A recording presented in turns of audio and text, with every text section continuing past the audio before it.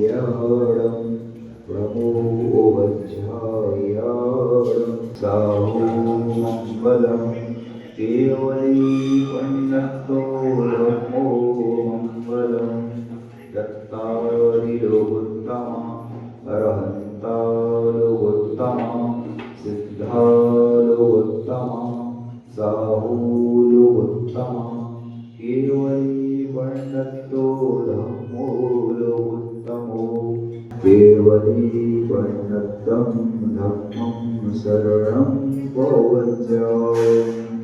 ओम नमः सिद्धेभ्यः ऋडमो रिहन्ताडं ऋडमो सिद्धाडं ऋडमो आयरियाडं ऋडमो वच्छायाडं ऋडमो लोये सब साहुडम। कुंडलपुर के बड़े बाबा की, मुल्ला श्री पार्श्वनाथ भगवान की, परम पूज्य आचार्य श्री शांति सागर जी महामंडराज की, परम पूज्य आचार्य श्री ज्ञान सागर जी महामंडराज की, परम पूज्य आचार्य गुरु शिक्षण विद्यासागर जी महामंडराज की, परम पूज्य आचार्य श्री समय सागर जी महामंडराज की, तीन कम नौकर मंडराजों की, उन श्री धर्म सागर जी महाराज की। आज का यह पावन प्रसंग जिस दिन देश को आज़ादी मिली थी और इस देश और दुनिया के लिए सबसे बड़ा दिन था, क्योंकि स्वतंत्रता हमारा जन्मसिद्ध अधिकार है। सब व्यक्ति स्वतंत्र रहना चाहते हैं। पहले हम अंग्रेज़ों के माध्यम से गुलामी में थे, लेकिन आज के इस प्रसंग पर अपन को स्वतंत्रता मिली थी। तो भारतवर्ष जो है, भरत के नाम पर इसका नाम भारत पड़ा है। वैसे तो सब पूरे देशवासियों को और जो विश्व में रहते हैं सबके लिए ज्ञात होगा, लेकिन जानकारी देना आवश्यक होता है कि तीर्थंकर ऋषभदेव के पुत्र भरत के नाम पर हमारे देश का नाम भारतवर्ष पड़ा। जैन साहित्य के अतिरिक्त मार्कंडेय और क्रूम ब्रह्मांड विष्णु स्कंद आदि पुराणों, श्रीमद् भागवत से इस तत्व की पुष्टि होती है और भी पुराण आदि में लिखा है। इसलिए इस देश का नाम भारत पड़ा। और परम पूज्य महासमाधिधारक आचार्य गुरुवर शिक्षण विद्यासागर जी महाराज ने पहले से ही एक अभियान को गति प्रदान की थी कि इंडिया नहीं भारत बोलो। वो तो चले गए, लेकिन फिर भी प्रयास हुआ। हिंदी भाषा के लिए भी हम रामटेक में थे, पिछी परिवर्तन हो रहा था, और हर बार जो पिछी परिवर्तन होता था वो अलग ढंग से होता था। लेकिन एक विशेष व्यक्ति आए थे जो हिंदी भाषा में विशेष योग्यता रखते थे। उस वर्ष आचार्य ऋषि की तरफ से खबर आई सब महाराजों के लिए, इस बार पिछी लेने वाले देने वाले एक ही रहेंगे क्योंकि समय नहीं है दूसरे। तो आचार्य ऋषि को कितनी चिंता रहती थी। मतलब एक देश के एक ऐसे संत हुए कि जिनको सिर्फ वो साधना जो करते थे वो तो सबको मालूम है, पूरे देश दुनिया को मालूम है क्या साधना करते हैं, हमने कई बार बताया। लेकिन उनको चिंता थी कि हमारे इस देश की सुरक्षा कैसे हो। कई बार जो उनके पास देश के प्रधानमंत्री, राष्ट्रपति, उपराष्ट्रपति, राज्यपाल, देश के जो शिक्षाविद और सुप्रीम कोर्ट, हाई कोर्ट आदि के जो जज आते थे तो वो बस एक ही बात कहते थे।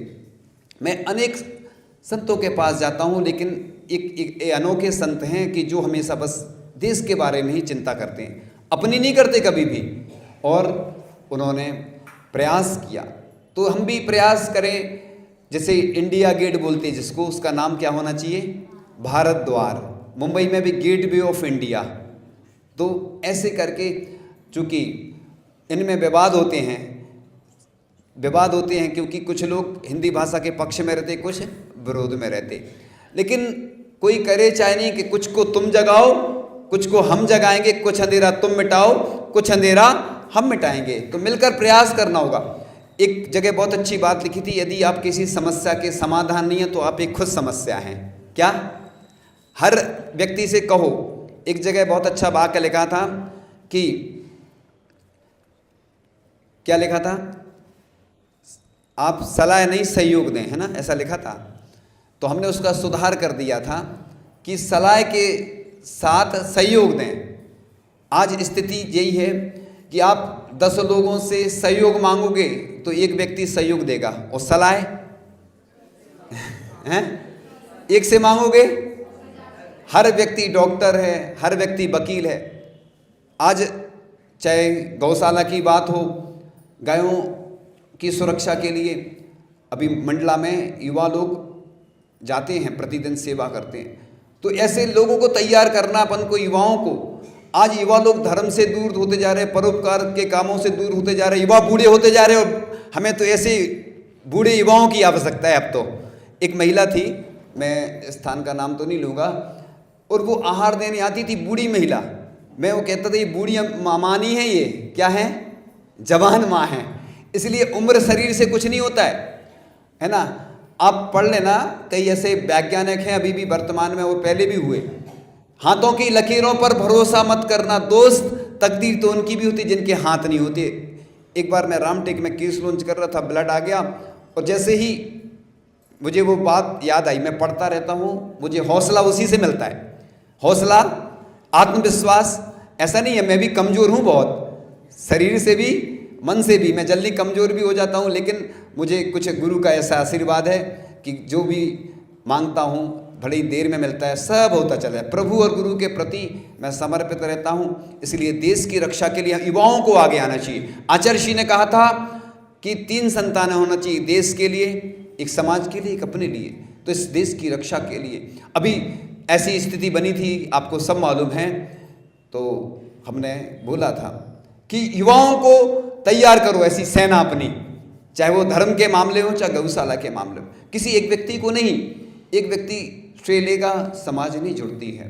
इसलिए सबका सहयोग लेना चाहिए, क्योंकि आज स्थितियां बहुत विपरीत होती जा रही हैं। पंचम काल है, धर्म को सुरक्षित रखना बहुत कठिन है। तो कुछ पंक्तियों के साथ बहुत अच्छी कविता है। इस देशवासियों के हर धड़कन का यही प्रिय गान है, पंच नामों से विश्वविख्यात सोने की चिड़िया मेरा हिंदुस्तान है। हमें गर्व है अपनी भारत माँ पर, जिस जन्मभूमि के हम संतान हैं, जिसके लिए कर सकते कुर्बान हम भारतवासी अपनी जान हैं। यानी खून खौल बैठता जब अपन को कोई युद्ध लड़ता है, कोई दुश्मन जब आंख दिखाता है, कोई वार करता है, तो भारत वाले कम नहीं हैं, भारत में भी महाभारत हो जाती है। मैं युद्ध का समर्थन नहीं कर रहा हूं। लोग समझते हैं कि जैन व्यक्ति कायर होता है, जैनों के लिए अहिंसा नहीं लिखी। किसने कहा? हिंसा को मिटाने के लिए अहिंसा का प्रचार आवश्यक है। इसलिए कायर नहीं बनो। एक मैं व्रती आबू हुआ है, युद्ध लड़ रहा था वो, मैंने पहले भी सुनाया होगा कि युद्ध लड़ रहा था और स्थिति ये बनी कि हारने की स्थिति थी और वो प्रतिक्रमण करने लगा। तो लोग समझे कि ये तो एक इंद्री दो इंद्री से क्षमा मांग रहा है, ये कायर है, ये युद्ध लड़ पाएगा। तो वो लोग भी शांत से हो गए और बाद में युद्ध में उसकी जीत हुई। तो इसलिए युद्ध लड़ने के लिए मना थोड़ी किया। खेती के लिए लोग बोलते हिंसा होती है, उत्तम खेती, मध्यम व्यापार, जघन्य नौकरी।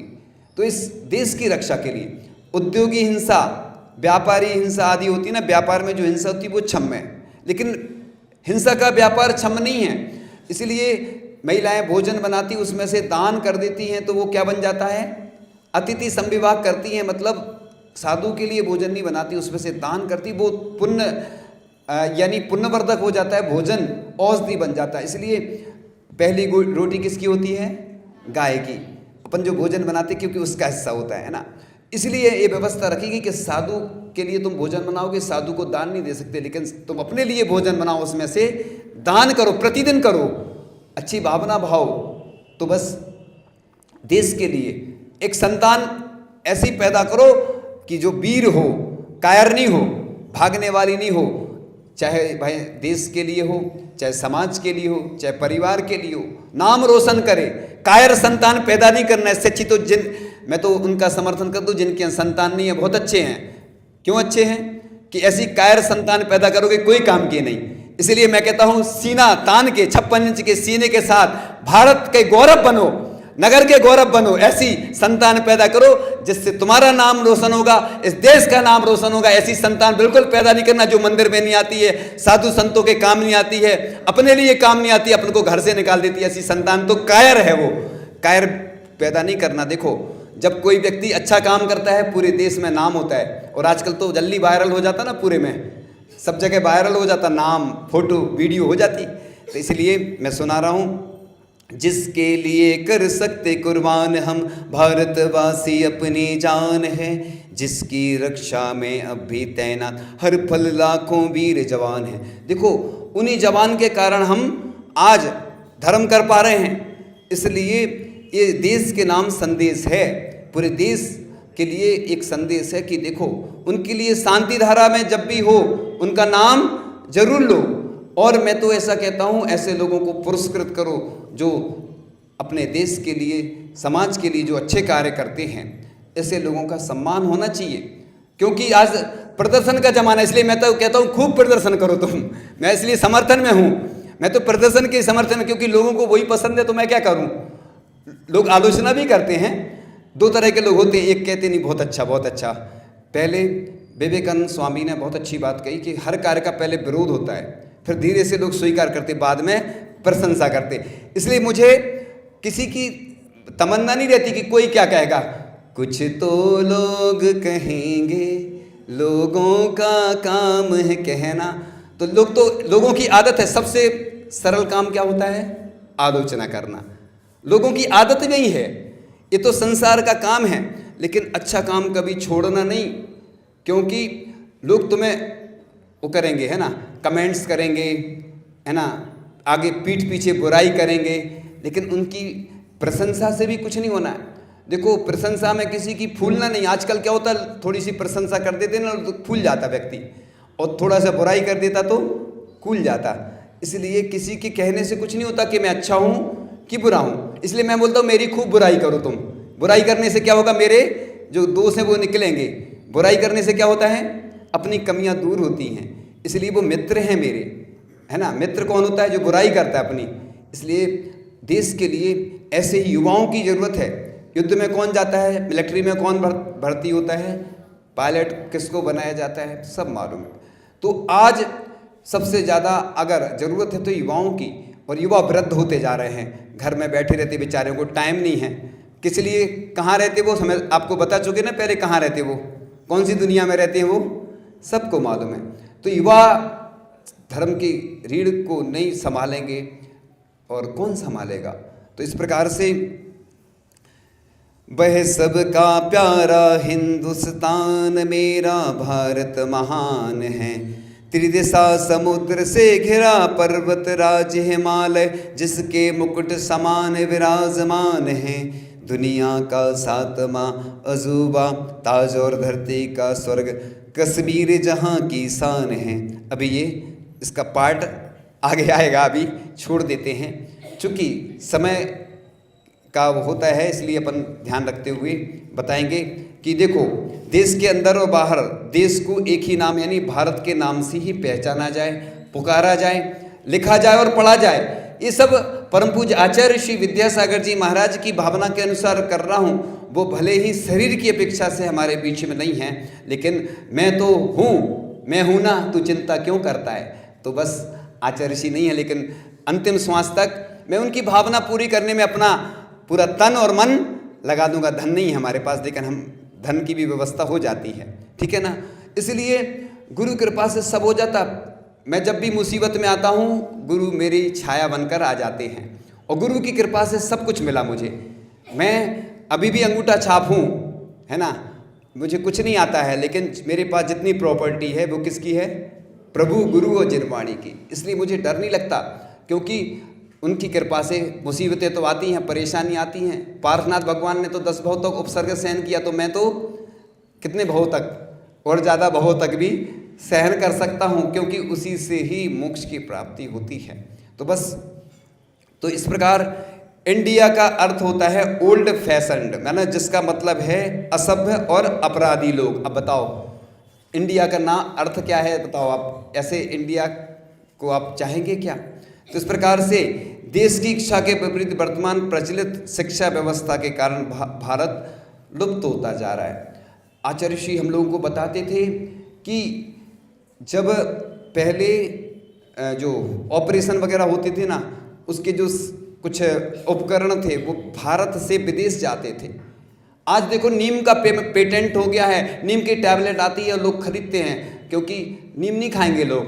अमेरिका से आती ना तो नीम पे अमेरिका ने, पहले की बात बता रहा हूँ मैं, करंट की मुझे जानकारी नहीं है, तो अमेरिका या विदेशी लोग वही चीज़ अपन की ले जाके यहाँ से और वो आ जाती है तो बस अपन लोग उसको अच्छा समझने लगते। जबकि भारत में इतने सारे विद्यालय थे, इतने सारे गुरुकुल चलते थे। आज लोग खड़े होकर भोजन करते हैं, बर्थडे मनाते हैं, वैलेंटाइन डे मनाते हैं, मैरिज एनिवर्सरी मनाते हैं, क्योंकि वो अच्छा लगता ना। अति परिचित अवज्ञा, जैसे जहाँ पे चतुर्मास नहीं होती वहाँ से पूछो कितना उनको खुशी रहती है ना। साधु संतों को भी खुशी होती है और लोगों को खुशी होती है जहाँ खूब मिलता रहता, तो अति परिचित। इसलिए लिखा है कि अग्नि साधु के पास ज़्यादा नहीं आना चाहिए, लेकिन ऐसा भी नहीं कि बिल्कुल दूर रहो, एकदम पास नहीं आना चाहिए। अग्नि के पास भोजन बनाना है तो अग्नि के पास आओगे तो क्या होगा, और दूर रहोगे तो क्या आपकी भोजन बनेगा क्या। ऐसी साधु के विनय करो, साधु के पास आओ। लोगों को टाइम ही नहीं रहता है, तो बस कुछ मिनट की बात और कह के पूर्ण करेंगे। वक्त कम है, जितना दम है लगा दो, कुछ को मैं जगाता हूँ, कुछ को तुम जगाओ। इसलिए मैं जगाता रहता हूँ, सोने नहीं देता हूँ लोगों को, क्योंकि लोग सो गए। एक बार आचार्य श्री ने बहुत अच्छी बात कही थी, प्रमाद हमारा शत्रु है और मित्र बनकर आता है और हमें लूट ले जाता। इसलिए प्रमाद नहीं करना, क्योंकि प्रमाद तो आता है, लोग देर तक सोते रहते हैं और उठते हैं तो फिर भगवान का अभिषेक भी नहीं मिल पाता है, प्रवचन सुनने भी नहीं आ पाते बेचारे, क्या करें। उनके लिए माला फेरो, पूरे देश के लोग युवाओं के लिए माला फेरना है ना। जैसे रक्षाबंधन पर रक्षा करने के लिए बोला था ना हमने, ऐसा ही सब लोग माला फेरो, अनुष्ठान करो कि हमारे युवा जागृत हो जाएं। क्योंकि हमारे अगर युवा सो गए तो हमारा जैन धर्म बूढ़ा हो जाएगा। हमें युवाओं की ज़रूरत है, बूढ़ा नहीं चाहिए हमें धर्म। जैसे हम जैसे लोग इसलिए आए थे, सुनो, हम जब साधु बने तो इसी भावना से कि हम जैसे लोग नहीं आएंगे, हमारा वंश कैसे चलेगा, हमारा धर्म सुरक्षित कैसे रहेगा, बताओ। हमारी जिनवाणी कैसे सुरक्षित रहेगी, हमारी पाठशालाएँ, गौशालाएँ। तो सिर्फ कमेटियों के भरोसे नहीं छोड़ना, मैं पूरे देश के लिए कह रहा हूँ, कमेटियों के भरोसे बिल्कुल नहीं रहना, भूल जाओ। और उनको दोष भी नहीं देना। देखो उनका जितना पद रहता है, उनको जितना काम रहता है उतना ही करेंगे वो।